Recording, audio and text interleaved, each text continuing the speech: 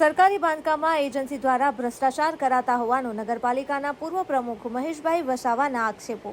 રાજપીપળાના કાળિયાભૂત પાસે બની રહેલી સરકારી બિલ્ડિંગમાં ભ્રષ્ટાચાર થતું હોવાનું નગરપાલિકાના પૂર્વ પ્રમુખ મહેશભાઈ વસાવા દ્વારા આક્ષેપો કરવામાં આવ્યા છે કે જે આ બિલ્ડિંગ બને છે તેમાં સારી કક્ષાની રેતી વપરાતી નથી, તેની જગ્યાએ પોઈચા ભાટાની નીચલી કક્ષાની રેતી વપરાય છે, જ્યારે બોડેલીથી આવતી મોટા દાણાવાળી રેતી વપરાય તેવી તેમની માંગણી છે તથા ત્યાંના જે જૂના રહેવાસીઓ છે તેમને કિરાયાની જમીનો વર્ષો જૂની છે, તેમને તે જમીનો વેચાણ મળે જેથી એમને સરકારી આવાસનો લાભ લઈ શકે અને તેમને પોતાનું ઘર મળી શકે તેવી એમને રજૂઆત કરી છે।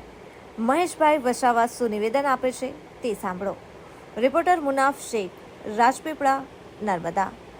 નમસ્કાર મિત્રો, હું ફિરોઝ ઈરાની આજે તમને એક નવી વાત કરવા આવ્યો છું। દીવ મિરર ન્યૂઝ જોતા રહો, સબસ્ક્રાઇબ કરવાનું ભૂલતા નહીં અને શેર કરવાનું પણ ભૂલતા નહીં। સત્યની સાથે જોડાતા રહો।